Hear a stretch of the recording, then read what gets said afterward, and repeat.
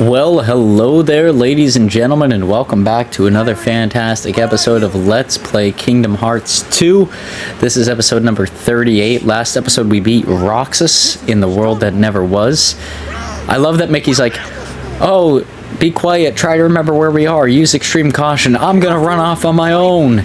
But yes, now we are actually exploring the castle of the world that never was. We'll get a better look into this place as we do some of the other Let's Plays here, but this is our first introduction, and Naminé here is running with Kairi, trying to save her.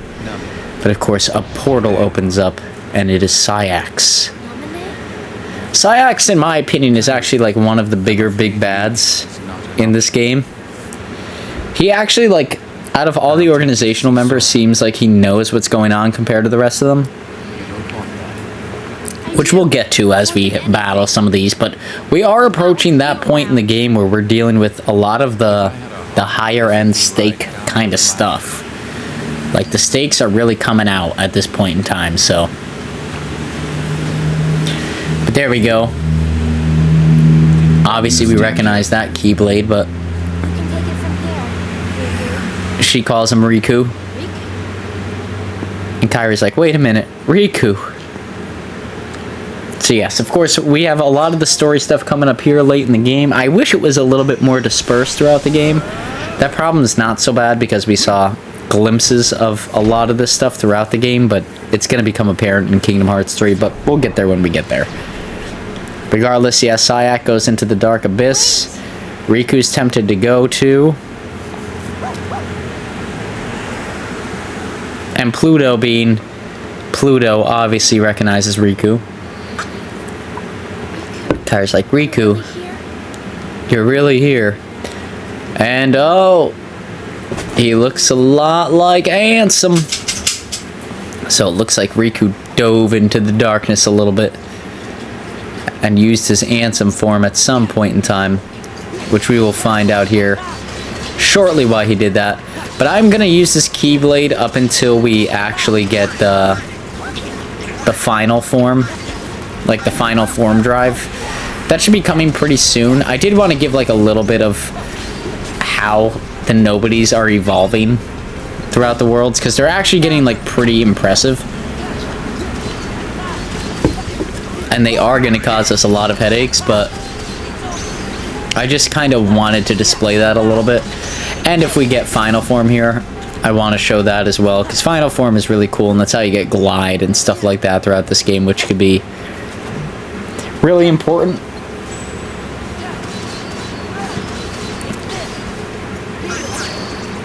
You know, like, final form is like, it's the best form, but along with that, I think glide is the best ability in the game, personally, when it comes to like navigating any sort of area. So being able to have that unlocked requires us to level up final form, which we'll be seeing a lot of. We have to go back and do 100 Acre Woods. For those that haven't caught on to that, we're going to be disrupting the grandiose of the finale with 100 Acre Woods at some point in time. We did this in the last Let's Play too. Let's be honest. And I got anti-form again.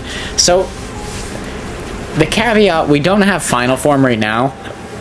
For those that aren't aware, the only way to get final form is to use the Keyblade that I'm using, the 2 become 1 that you get from Roxas.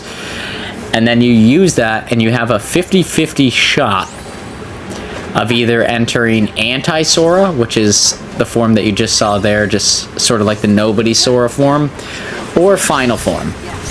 Once you have Final Form, you can use it as much as your heart's content, but as long as you use this Keyblade, the drive forms are essentially either you get Anti-Sora or you get the Final Form, so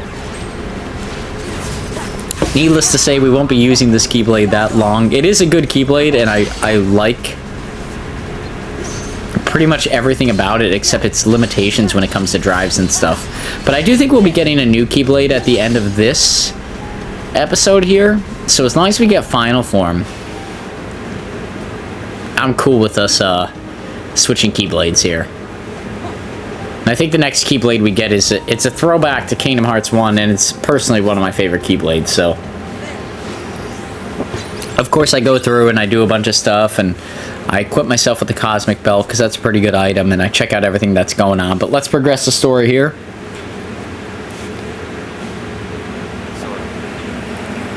It's like, Sora, you've done well. I believe it's Sayax again. Where's Kairi? Who knows? She's catching up with her friends from the darkness. All the darkness. What are you talking about, man? She doesn't need you anymore. Yeah, they're just playing head games with Sora. They always do. It never goes anywhere. Like I said, honestly, Sayax actually has, like, more to relate to than the grand leader Xemnas here of the group. He's like, look at Kingdom Hearts is formed, man. And it's thanks to us, essentially. We did what we needed to do. Can you hear the euphoria?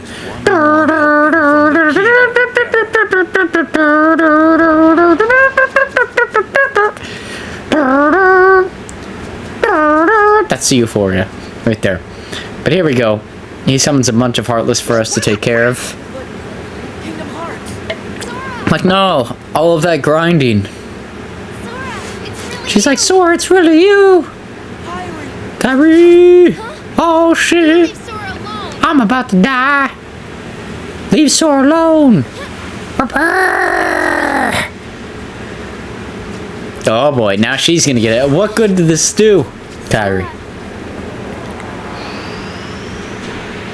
But of course, Riku saves her. And he's like, here, just take a Keyblade. Everybody gets one now. You just got one now. She's like, girl power, let's go, woo! I like Kairi actually has a character in this game. She did in the first game and she does here too. I like she's, you know, she's for her friends, but she's a little sassy too. I like it. I like the dynamic of these characters in this game. As I say that, Bullshit Pete appears on the screen. Dude, Pete's gonna have a heart attack that kills his whole family. Pete needs to get in shape, my man. He's like, the setup's kinda nice, but what about all the Heartless? We're in between worlds. It's way too close to the darkness. They're not gonna listen to us here. She's like, you underestimate me. I turned into a dragon in the last game. And there it is. Kingdom Hearts in all its glory. Shining above the world.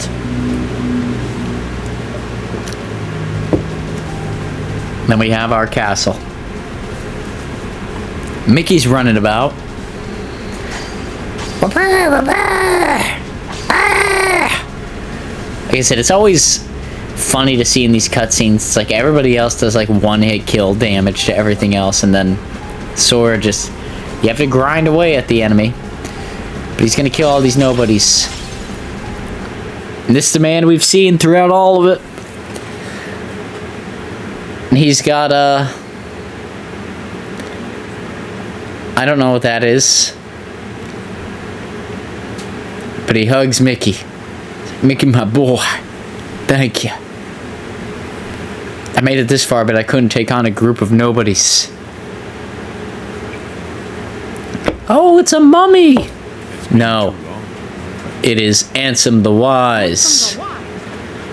The original Ansem, who Xehanort, when he became a Heartless, took over the name of Ansem to pose as this guy. And to be honest, all the people in the organization, it doesn't point this out at this point in time, but they were all servants of Ansem the Wise in Hollow Bastion / Radiant Guardian, whatever you want to call it. And that's why they kind of aimlessly followed him, is because he used the name Ansem, and they were just kind of following Ansem, right? Because they worked underneath Ansem, so it makes sense. How that kind of translates to them falling into Xehanort's plan, don't question it, I guess. I don't know. Throw logic out the window for that one, but that's where we're at, so why not? It's like Riku is a great... He's pretty much like coming to terms that like, oh man, I ruined a whole bunch of people's lives in this, and that kind of sucks. Wish I didn't do that. Oh boy. That's pretty much what we're getting from his whole story arc. It's eventful, but at the same point in time, it's just kind of like, I get it, but like, you want to repent, man, but everybody else made mistakes. Like, Riku made a mistake, but he was like 13 years old. This guy made a mistake in like his mid-40s. And the mistake he made was critical to not only the world, but apparently the universe. So it's like, I'm having a hard time forgiving you using people for your own desires and now only becoming a good guy. I get it, he's doing better.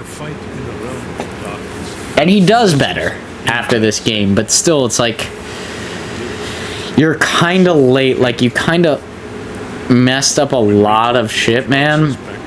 And now we're retroactively trying to fix it and make it so that way that's your good guy character arc, and that doesn't really float. Like, there's a lot of problems with that character arc. Yeah, Riku was a victim of your revenge. How about Naminé, that you tortured, pretty much? And Roxas, that you tortured, pretty much?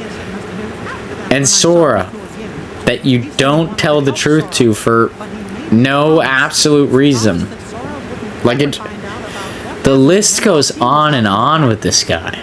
I don't care how much this game tries to give him a nice, happy ending here. He's not getting it. Not from me. He needs to make amends to these young people.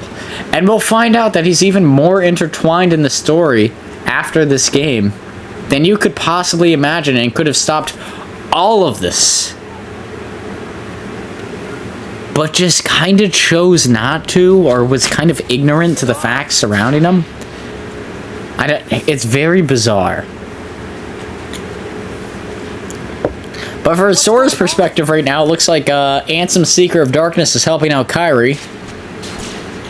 We get shot at. Which is, honestly, my favorite organizational member. Here he is. We get Zigbar. My favorite. Hold on. My third favorite organizational member. Because Roxas is clearly up there, but there's one other one that's my number one, but we won't see that character in this game. We'll see him in another game. They passed away prior to this game. But when we get there, we'll get there.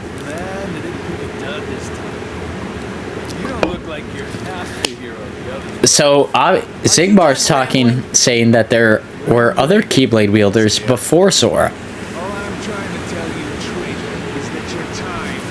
And obviously they're still trying to trick him into thinking bringing back Roxas by whatever means necessary. Here he comes. Could have stayed up there, man. You've got guns. Which is a superior weapon in the Kingdom Hearts universe. Like, all things considered, guns seem like the way to go. But this battle here, I will say it did take me 2 tries. And it's solely just because it's so different from the rest of the battles. Like, it really is more like a paced out progressionary battle, where like a lot of the time you want to use reflect and things like that. And here you can see even I'm getting a little bit carried away and being a little bit lenient with it, which you can be on easier difficulties. And there I accidentally used a heal, even though I didn't mean to. Give myself an ether here, so that way we can reflect as soon as possible. But you kind of want to get him when he's like, honestly, it's not bad to get him in these sub-rooms because he won't snap out of this until you hit him with like a finisher combo. So you could just continuously do damage and trap him in here if you try. Whereas when you're in this main room, he's going to spam like a lot of his abilities. You can see I'm using reflect to shoot a lot of his abilities back at him. But like I said, as we approach this late game, we're really going to heavily depend on more magic stuff than just all-out attack. Because it tends to go a lot smoother when we do it that way. Like, we just do more damage overall. I feel a little bit safer. I can approach things from a distance. I haven't taken the time to master the rest of these bosses as much as I did Roxas, because Roxas took me over 21 minutes to complete. But the rest of them are still a little bit challenging, but like, I think honestly, if you're ranking battles in this game, Roxas is the ultimate test of your skills. The rest of the organization, as tough as they may seem, it's more so they're just different from any enemy you've encountered. And some of them you have to be strategic with, and some of them you can really just hit willy-nilly and win. It just depends on, like, the overall organizational member. Like, I would say, honestly, we haven't seen him yet, but Luxord, oh, we did see him in Port Royal. Luxord is my, I think, personally the easiest. But Xigbar is more, it's a more strategic. I know it doesn't look like it as you're watching this because I'm just blasting through it, but it is my second attempt. I got pretty close the first time, but you have to also factor in, I'm in like the beginner level for this Let's Play. Like, I did not go out of my way to challenge myself. I didn't even put it on hard difficulty, or proud, I think is what it's called. Like, I wanted to do a standard run-of-the-mill Let's Play, so that's what we're doing. And because of that, things are a little bit easier for myself. But I feel like if you're the player the first time around, the average difficulty is what you're going for. Like, you just want to get through the game. Another soda pop there. And that's really the only goal. This attack here, I poorly avoid this time around. You'll see I get smacked here in a second. But there is a good way to avoid this, which we will see a little bit later. Luckily, I set my teammates here. I found the ability, I finally located it, where you could switch them from going to just their standard modes to a more of a full support role, where like their whole being of existence is like attack, but support Sora throughout the entirety of the fight. So that's where they stand now. That's why they're giving me some more items and things like that, not letting me die. Is I switch where they actually stand. And that's actually a nice little opportunity. Xigbar will just kind of float around when you start to see him there. And then you could sort of use that to your advantage as like a good opportune moment to like heal up and things like that. And like I said, Reflect is doing a lot of damage against him. I think this time around I get close to mastering like where he's coming from. But I know the next time we see this little... Yeah, I got a little bit better there. Not much, honestly. Luckily, we were healed by our teammates, so maybe we'll see that 2 more times. Because I know once I get it, and I'm like, man, I'm close. And then the next time that I get it is spot on, like what the game wants you to do. It would help right now if I took the time to get Final Form before this and was able to just glide around all of his shots. But I'm trying to play this more realistically than anything else. Like how you would experience it on a first Let's Play. So you can see I'm slowly memorizing what he's doing. And things like that. And I think honestly if you're doing a Let's Play, that's what you're going to see. You're going to get hit here and there like that. So here's one tactic. You can use Reflect a bunch, but you see you still end up with just 1 hit point. Which isn't great. Now he's going to retaliate. Yep. It's so funny. I could see it like obviously coming when I do the actual Let's Play. When I'm doing the voiceover. But like in the moment, the adrenaline's running so high in like all these battles. Because, I mean, you restart this, you restart in like 20 minutes of storytelling. Like it's not a small feat. And he's going to go for this attack as many times as humanly possible. I'm going to potion up right here. Or at least try to. So this one, you just want to do an inner circle like this. You can see I kind of got caught off guard. I got hit back first, but it definitely was less damage than what we're used to seeing.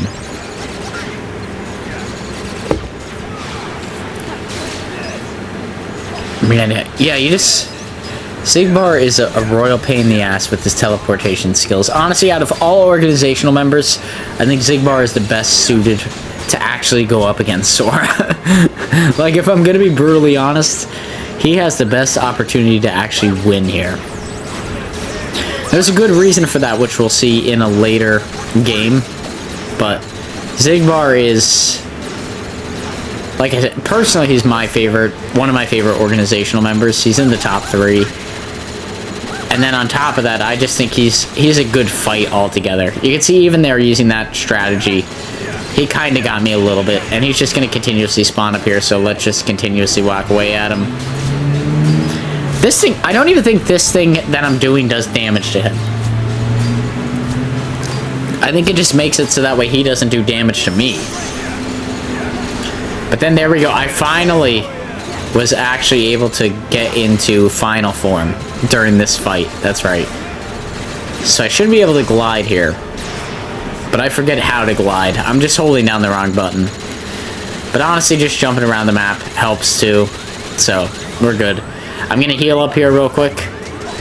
And then just blast away at Xigbar. Oh, apparently I don't even heal up. I just blast away with 1 HP. So he could have killed me there very easily and did not take advantage of that. But now we have final form, which is always good.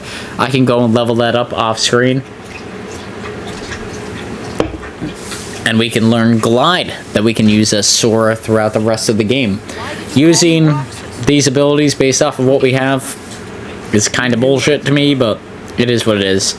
But I always like finishing these battles with a different form of Sora, because we get to see him in a unique uniform, which is pretty cool.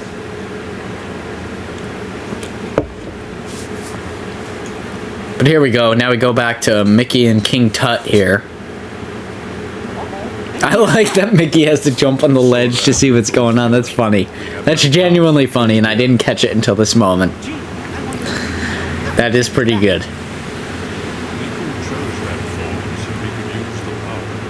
Yeah, he's like, Riku need to use the power of darkness.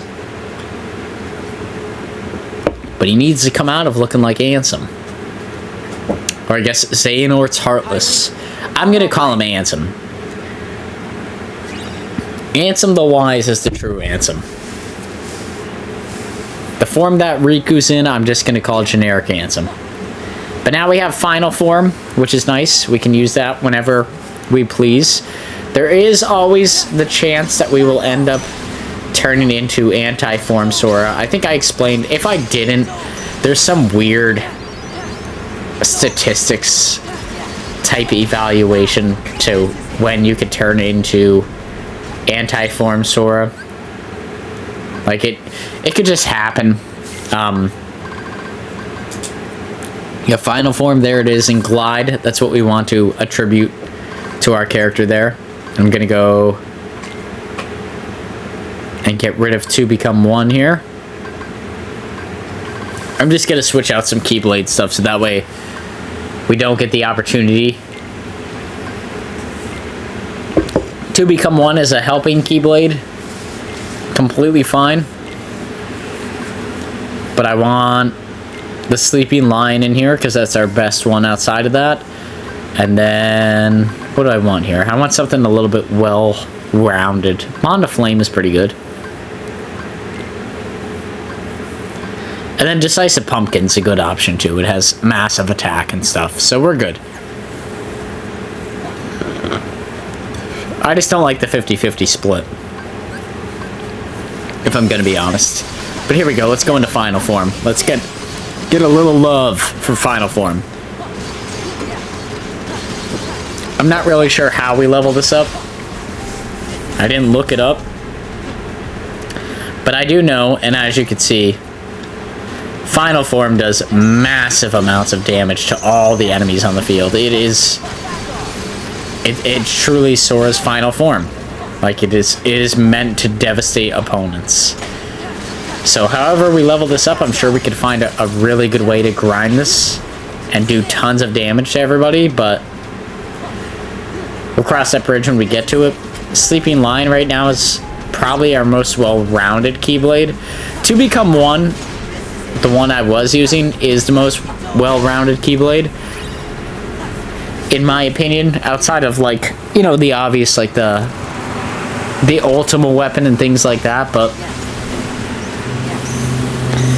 at the same point in time, number one, I don't want to level up all the way to get the ultimate weapon. Number two,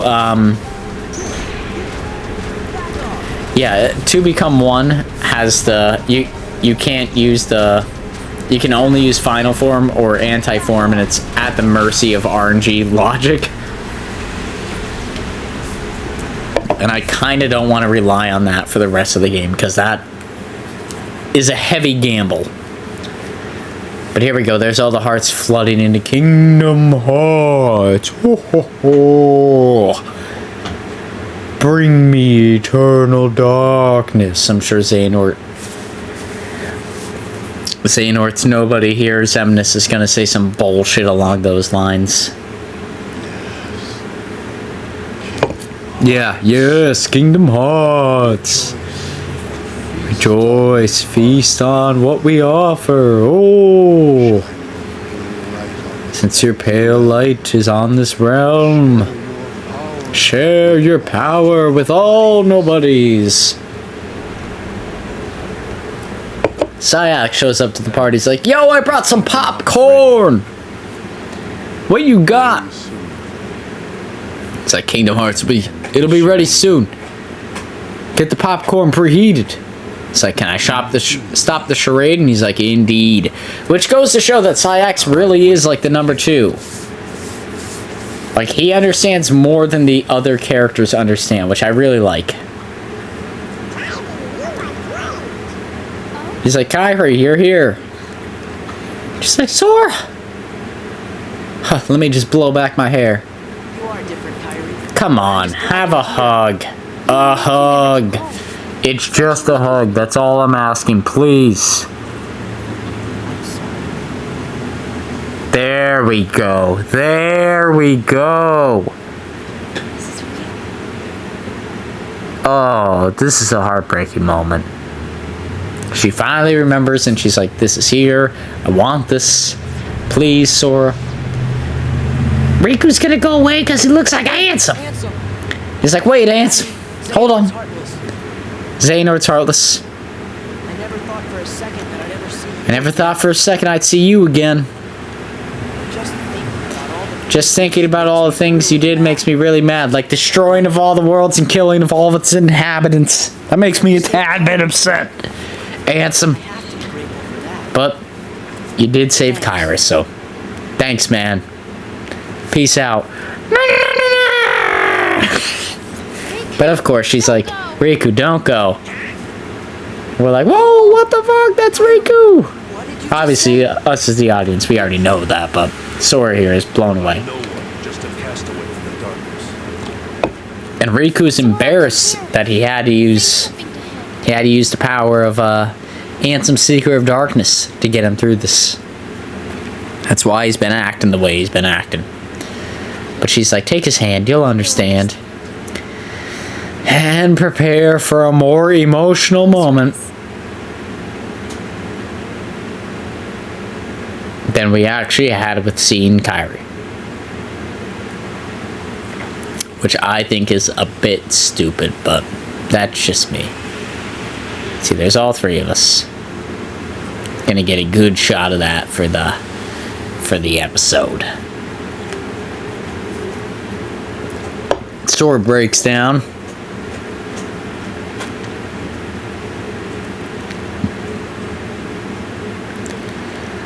Which I guess, like, people are like, oh, he cares more about Riku than Kairi. But Kairi was presumed safe and Sora was, like, gonna save her.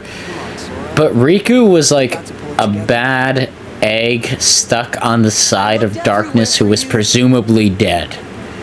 Right? We knew Kairi was alive. We didn't know that about Riku. So the people that are like, oh, it's It's a love story between Sora and Riku.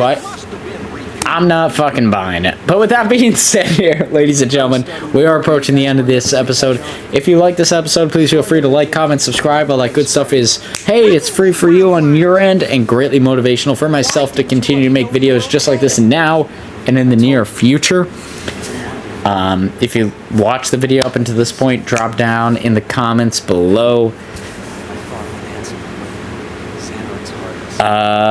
Hold on, let's pick out something that Riku says. Involved my heart 101. Why not? But until next time, guys, I hope you all enjoyed all the videos this week. We'll be having this Let's Play coming out Monday, Wednesday, Friday until we finish it, and we'll be playing Pokemon Soul Silver on Tuesday and Thursday. We may have missed Thursday this week, I guess, but I'm really hoping we didn't. But if we did, it's because, well, I've got a ton of stuff going on my plate right now, but hopefully we get that in place. But until next time, guys, everybody take it easy. I hope you all had a snazzy week, and I hope to see you all here on the next one. Until next time, peace out, Girl Scout. As always,